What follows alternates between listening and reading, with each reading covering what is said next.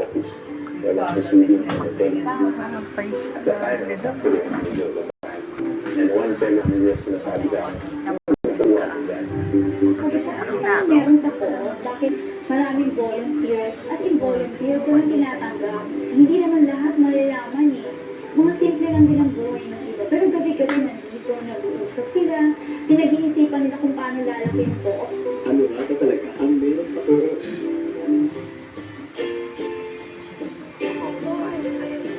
Values. I think we should never forget before values. So, communal interest, yung spirit of cooperativism. Kasi ito ang konsepto natin ang tumutulong sa bawat isa. Mahalin niyo yung values ng kooperatiba. Huwag kayong iniwalay doon kami. Hanggang sa ngayon, halos ay naglilimangpong taon na ay panay serbisyo pa rin ang katayo sa amin. Higit sa pera. Tao mo.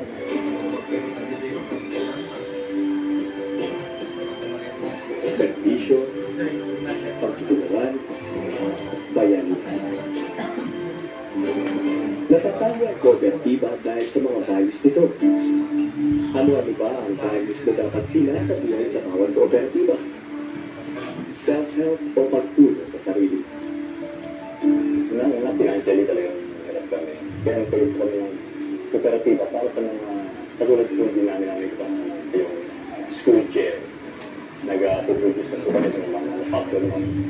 Yung po yung mga miyembro namin, siya rin yung nagtatrabaho dun sa hindi na kami talaga umaasa na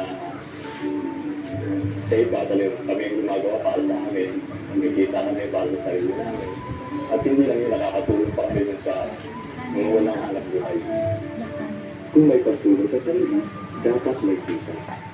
Handang gampanan ng mga pagtulong bilang miyembro nang hindi na kailangan pang sulitin. May self-responsibility ka.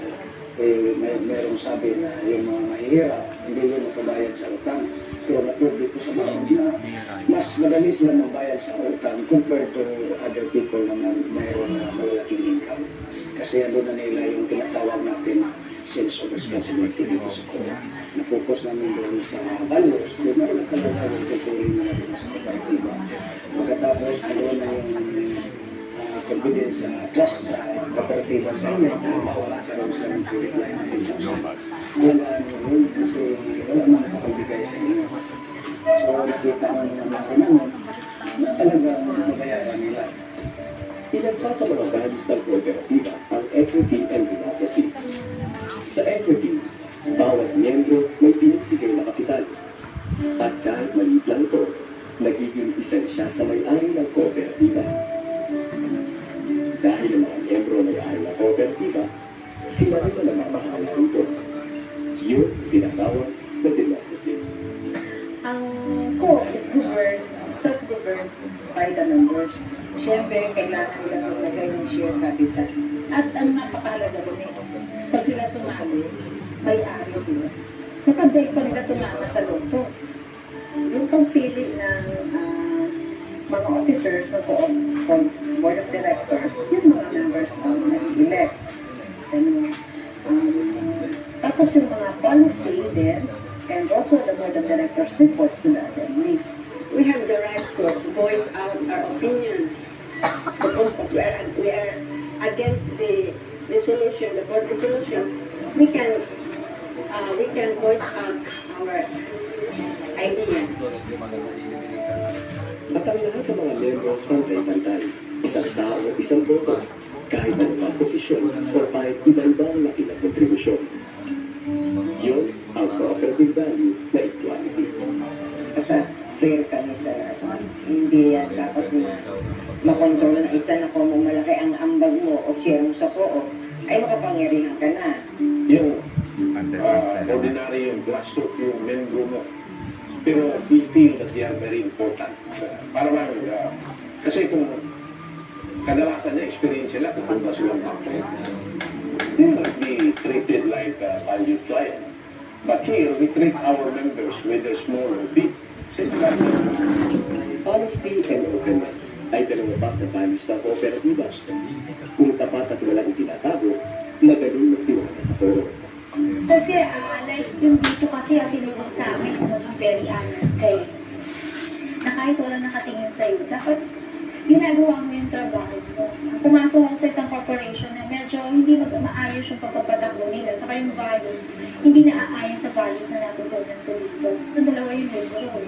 Isa yung libro pang DIR, isang libro pang kanila para alam nila kung kumikita sila. Inuhago ko yung libro sa San Dionisio during that time.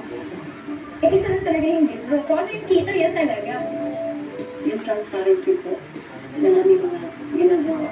Kasi mas maganda yun na alam ko nila yung in and out ko ng ating negosyo. Para naman po natili yung trust and confidence nila kasi they are the one that invest their money in the property. Dito po sa Poo, kaya po bago ito kasi ang staff ko nito at ang POD po dito, tawag ko na may takot sa Diyos. Mga anas pa sila, mga mabuting tao. Siguro ang pinakapuso ng kooperatiba ay makikita sa dalawa ganitong values, ang social responsibility at yung caring for others. Tinatawag namin total member care. Ang number one foremost goal talaga is we try to provide quality service to our members. Kung anong needs niya, we will address it. Anong kailangan niya, ang pinag-uusapan namin. So that's very important to us. And then we find ways how to deliver these services as fast, as efficient as we can. At saka yung may puso ka talaga.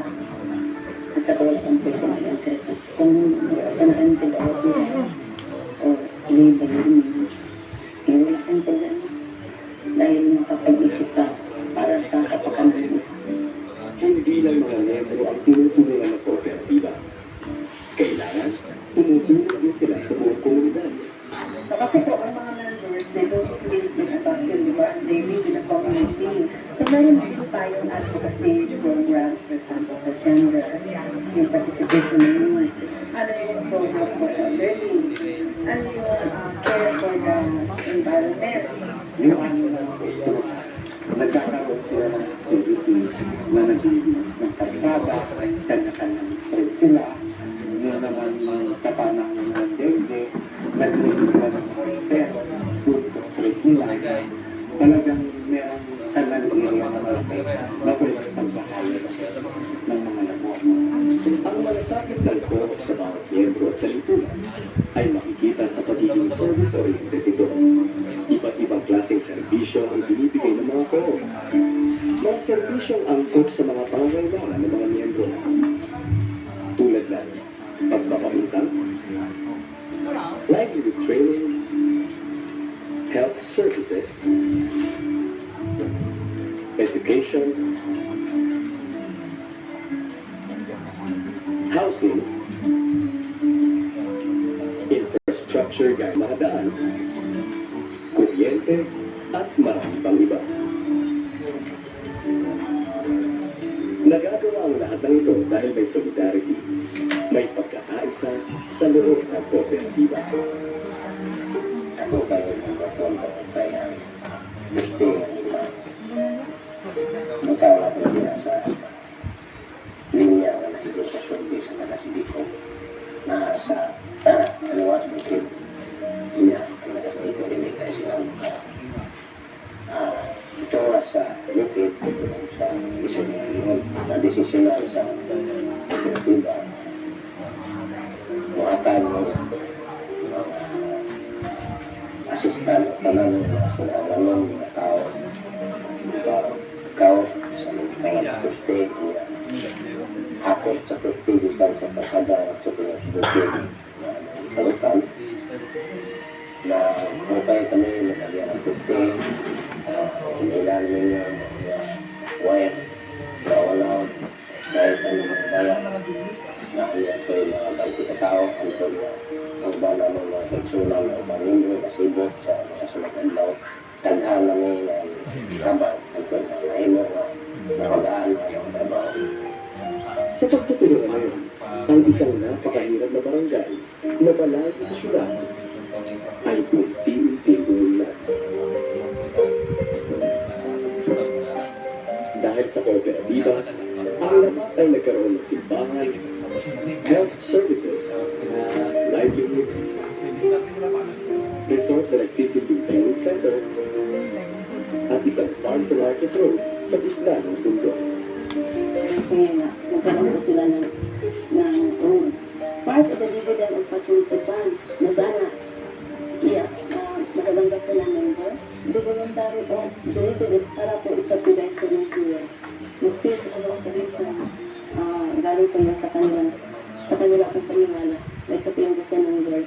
Kung ano yung talent at skills na bigay sa inyong Lord, limited resources, then, ipon-ipunin ko natin yung binitan ko ng ako on the countryside. Mga taong tapat sa paglilingkod. Mga taong nagmamalasakit sa kapwa at sa lipunan. Mga taong nagkakaisa at nagtutulungan para sa kapakanan ng lahat.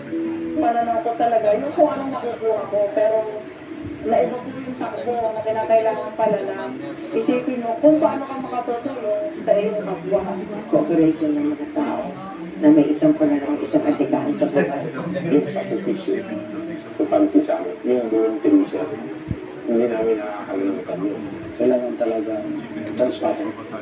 At saka meron commitment, honest. Kasi yun ang napakahalaga at nagpapatibay sa amin sa isang samahan. So hindi lang pera ang tinitignan, kundi ang mga tao, ang samahan, ang mga pag-ugali, ang mga values.